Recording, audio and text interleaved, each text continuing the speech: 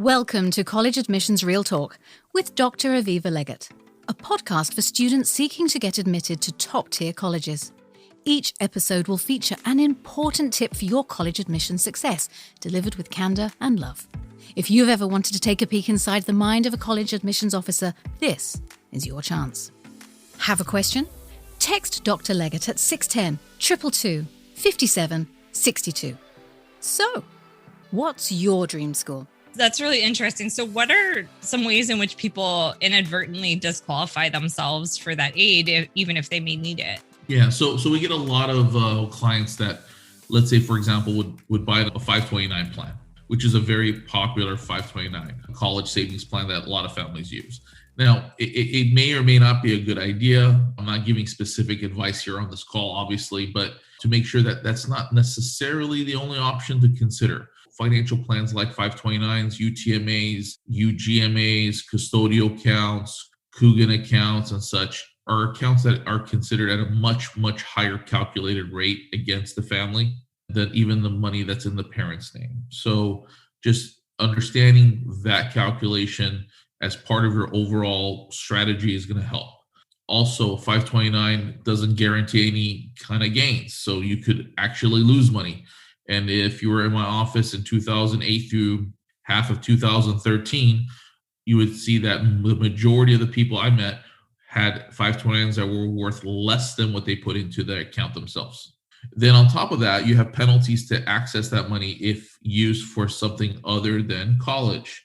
So you have to pay some taxes and a penalty on that. And then the schools will assess that at a much, much higher rate. So that's just an example of things that we're looking at, either 529s, UTMA, UGMA accounts. And again, a 529 is a parent asset versus a UG or UTMA or custodial account that's considered a student asset. So those are things that are very common in our industry.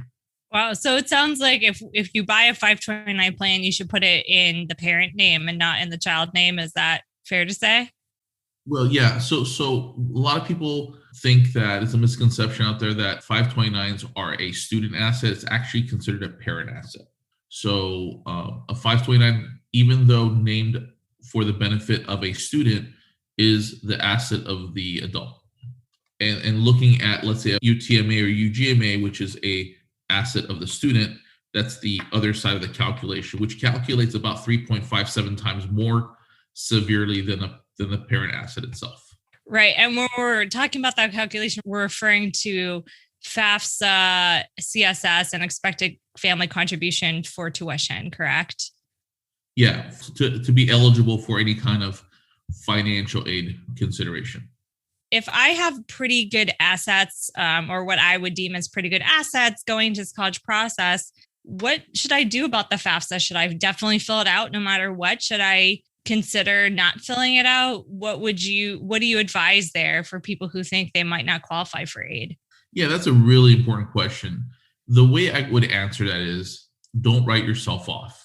If you approach the school with those assets, what the school is going to probably say is, you probably don't need any of our money. Why don't you spend down your money first? And that's, pretty reasonable to understand that. The most important thing to understand about that process is to start early and talk to somebody that's qualified, because it's not how much money or assets a family has.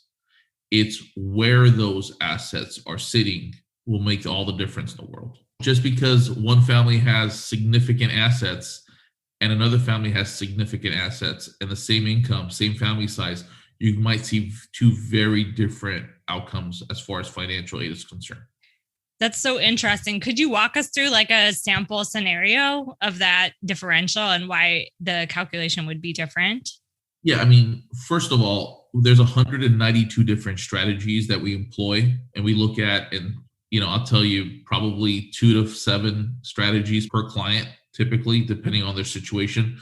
So I'm going to preface what I'm going to say with the fact that there's more pitfalls than there are solutions here. So you got to be very careful. Let's take an example of a client that has $1 million in 401k and another client that maybe is saving for retirement, but not in a 401k, but in a CD or investment account or something else. Let's just use the investment account. Both are technically their money is sitting in some kind of stock portfolio, one in a 401k and one in an investment account, brokerage account that's not a retirement account. Both families would consider those monies to be used in retirement later on, but the colleges are going to count those monies very differently. One's in a qualified retirement account, one isn't. Family that has the money sitting in a 401k, many colleges, not all, won't even consider retirement account as an asset, while other colleges will. You have a much better chance of having it in a 401k than you would having it in something other than a retirement account and having it exempted for you.